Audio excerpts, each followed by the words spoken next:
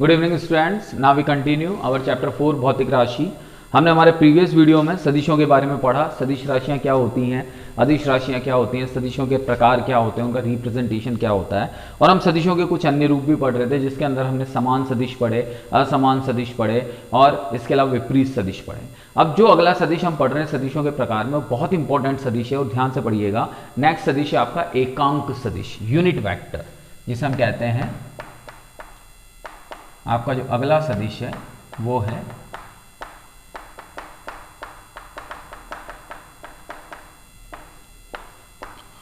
एकांक सदिश।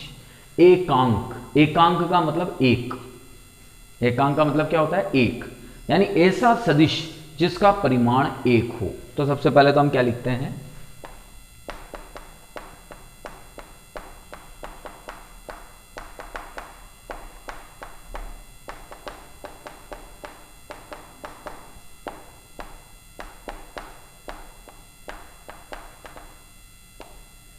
तो ऐसा सदिश जिसका परिमाण इकाई हो, ऐसे सदिश को हम कौन सा सदिश कहते हैं? एकांक सदिश। पहली डेफिनेशन तो ये हो गई।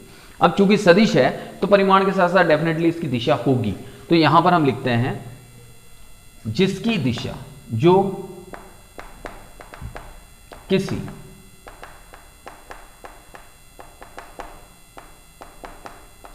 सदिश विशेष की दिशा को दर्शाता है।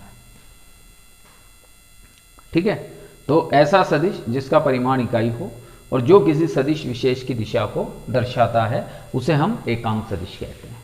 यानी परिमाण तो इकाई हो और जिसका काम क्या हो? किसी भी सदिश की दिशा को दिखाना। ठीक है, अब इसको प्रदर्शित कैसे करते हैं? तो प्रदर्शित करने हेतु कैप, क्या बोलते हैं इसको? कैप, यह चिन्ह होता है कैप का। इस तरह से कैप का उपयोग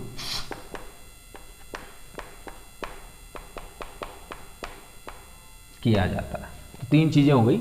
ऐसा सदिश जिसका परिमाण इकाई हो, जो किसी सदिश विशेष की दिशा को दर्शाता है और प्रदर्शित करने हेतु कैप का उपयोग किया जाता है, इसे हम एकांक सदिश कहते हैं। ठीक है साहब, एकांक सदिश के लिए हमने कैप का उपयोग कर लिया, लेकिन एकांक सदिश में दिशा बताएंगे कैसे?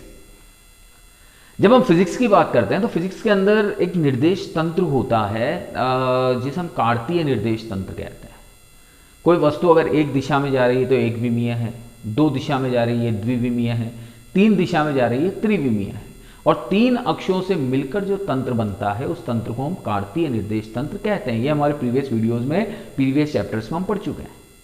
तो इससे पहले अगर मैं आपसे ये कहता हूं कि मेरे पास में कोई सदिश राशि है ए, समझिएगा बहुत ध्यान से, कोई सदिश राशि है ए। अगर मैं इस सदिश राशि को रिप्रेजेंट करना चाहूं तो सदिश राशि को, सदिश को रिप्रेजेंट करने के लिए क्या क्या जरूरत पड़ती है? परिमाण और दिशा की। तो परिमाण के लिए तो मैं सिंपल ए लिख सकता हूं, यानी अगर किसी राशि के ऊपर तीर नहीं लगा हुआ तो वो परिमाण ही है, वो परिमाण ही दिखा रहा है, वो मात्रा ही दिखा रहा है। तो जब तक किसी राशि के ऊपर तीर नहीं लगा हुआ रहेगा तब तक वो सिर्फ परिमाण को ही दिखाएगा। तो ये परिमाण को दिखा दिया इसने। लेकिन अब मुझे दिशा की आवश्यकता है, तो दिशा की आवश्यकता के लिए मुझे इस परिमाण के साथ साथ यहां क्या लिखना पड़ेगा? A cap. ये ए कैप मुझे किसकी दिशा बताएगा? सदिश ए की, जिधर भी ये जा रहा है। तो ए कैप क्या रिप्रेजेंट करेगा? वेक्टर ए की डायरेक्शन को। और जब हम यहां ए कैप को प्रदर्शित करते हैं तो ए कैप को लिखने का तरीका क्या होता है? ए कैप को लिखने का तरीका होता है वेक्टर ए बाय ए। तो ये आपके ए कैप का रिप्रेजेंटेशन हो गया।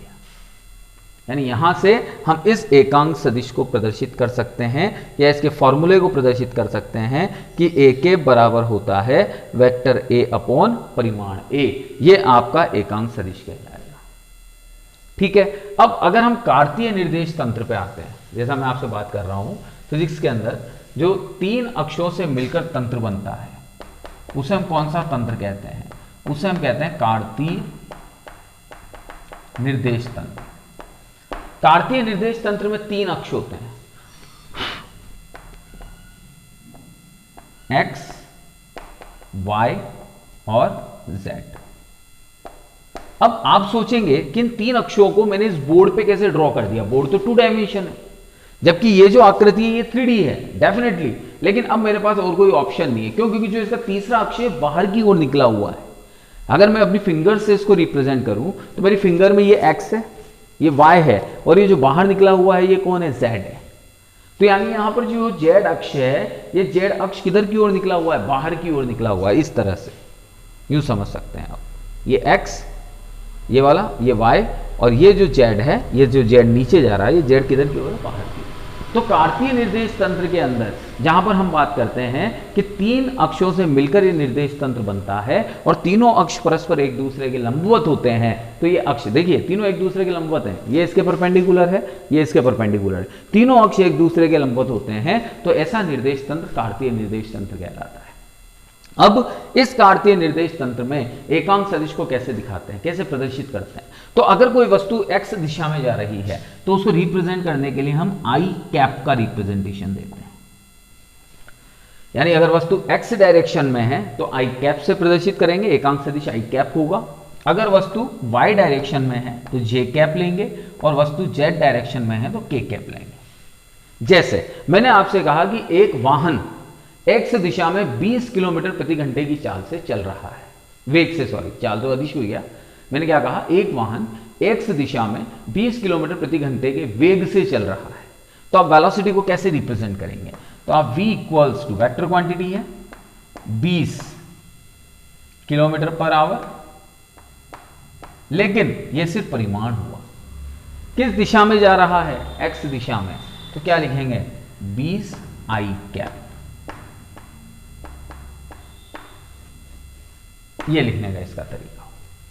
अगर y दिशा में जाता तो j कैप, z दिशा में जाता तो k cap. That means direction के अकॉर्डिंग हम क्या लगाते हैं? एकांक सदिश लगाते हैं। तो एकांक सदिश कहते किसको हैं? तो एकांक सदिश वो सदिश होते हैं जिनकी सहायता से हम किसी भी सदिश की दिशा को रिप्रेजेंट कर सकते हैं, दर्शा सकते हैं, और जिसका परिमाण इकाई होता है उन्हें हम एकांक सदिश कहते हैं।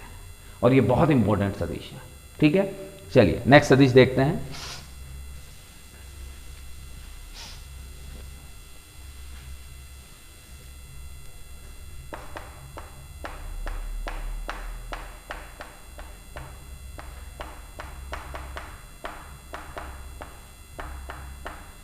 ओके, पांचवा सदिश है आपका संरेखीय सदिश। संरेखीय सदिश क्या होते हैं? हम कहते हैं ऐसे सदिश जो एक ही रेखा के अनुदिश हो, एक ही रेखा के अनुदिश सदिश, ठीक है, संरेखीय सदिश कहलाता है। दूसरा, ये समान या विपरीत हो सकते हैं।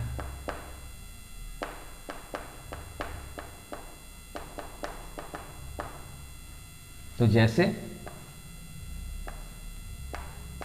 परिमाण का कोई लेना देना नहीं, ए बी एक ही रेखा में है, या फिर रेखा एक ही। तो ऐसे सदिश जो एक ही रेखा में होते हैं उन्हें हम संरेखीय सदिश कहते हैं। ये विपरीत दिशा में भी हो सकते हैं, समान दिशा में भी हो सकते हैं।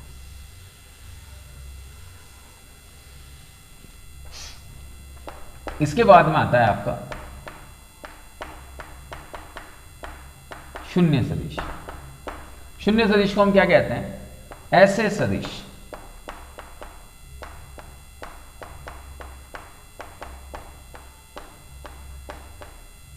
जिनका परिमाण शून्य हो, पहली चीज। दूसरा,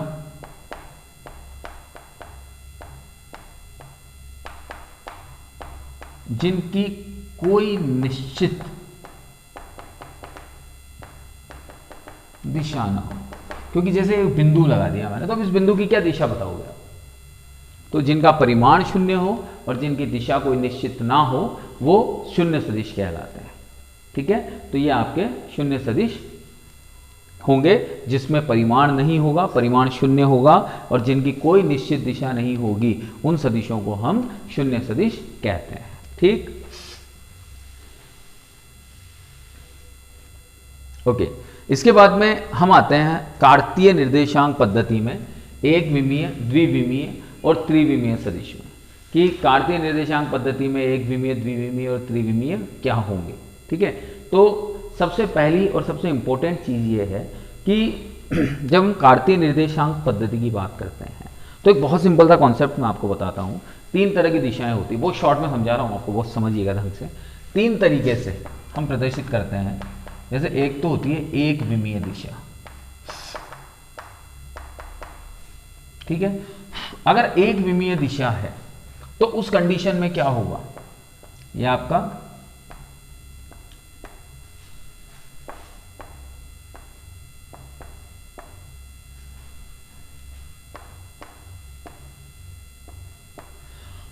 ठीक है, ये कार्तीय निर्देश तंत्र हमने बना दिया। ओके, ठीक है, 3 फ्रेम बन गए यहां पे। अब यहां हम ये कहते हैं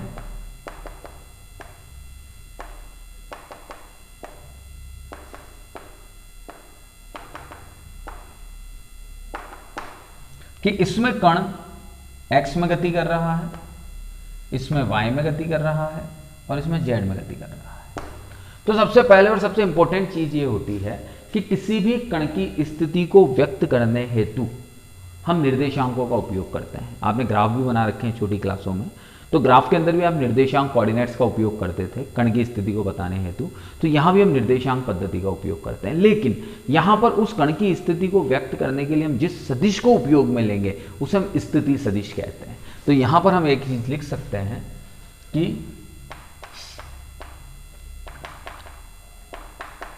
कण की स्थिति को व्यक्त करने वाला सदिश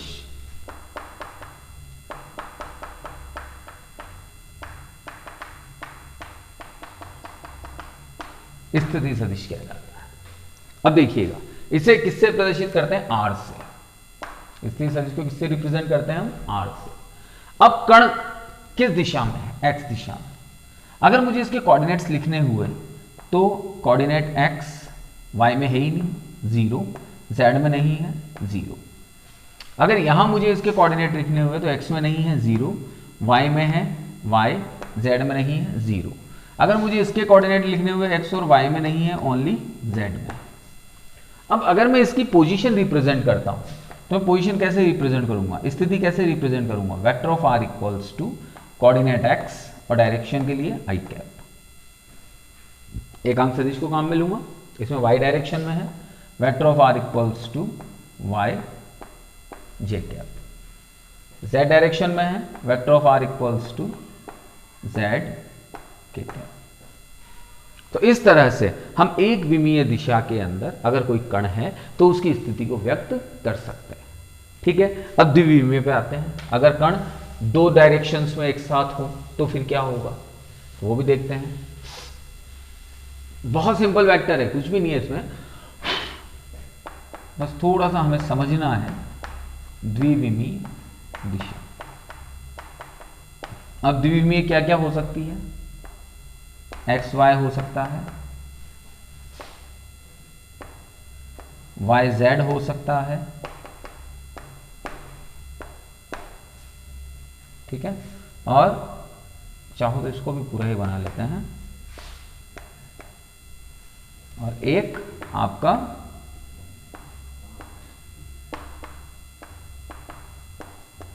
एक्स जेड हो सकता है।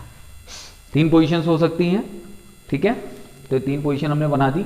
अब पार्टिकल कहां है, पार्टिकल सपोज दैट इन दोनों के बीच में, तो इसके कोऑर्डिनेट क्या होंगे, एक्स वाई, जेड में तो है ही नहीं, 0।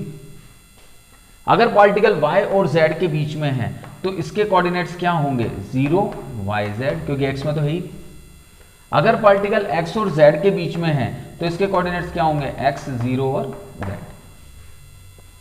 अब अगर मैं इसकी पोजीशन लिखता हूं तो मैं इस पार्टिकल की पोजीशन कैसे लिखूंगा, तो vector of r equals to x coordinate है तो इसका एकांक सदिश क्या है, i कैप, प्लस अब y, क्यों, क्योंकि इस पार्टिकल की परिणामी दोनों जगह पर है, x और y के बीच में है तो इनका परिणामी आएगा, परिणामी इन दोनों के योग के रूप में होगा।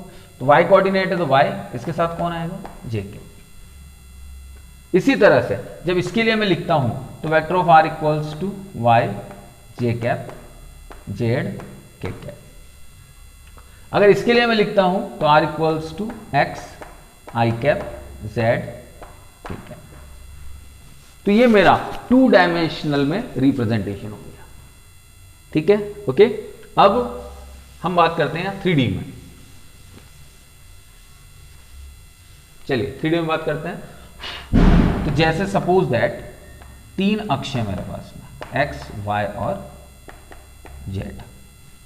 यहां पर कोई पार्टिकल है, ये P पॉइंट पे है और इसका कोऑर्डिनेट है एक्स वाई और जेड। ये तीनों अक्षों में है ना, इस मत समझना कि एक्स वाई में है, ये तीनों अक्षों में है। दैट मीन्स इसकी पोजीशन सपोज दैट यहाँ है ना, यहाँ है, इसका मतलब एक्स में भी है, वाई में भी है और जेड में भी है।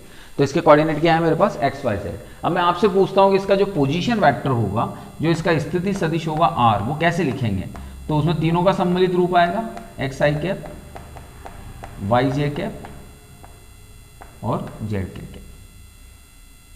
तो ये त्रिविमीय दिशा में आपका एकांक सदिश हो गया। तो इस तरह से हम एक विमीय, द्विविमीय और त्रिविमीय दिशाओं में एकांक सदिश को रिप्रेजेंट कर सकते हैं। ओके बेटा, तो अब हमारे नेक्स्ट क्लास में हम एकांक सदिश का परिमाण निकालना सीखेंगे। उसके बाद में आगे के सदिश नियम हम और पढ़ेंगे। ठीक है, थैंक यू।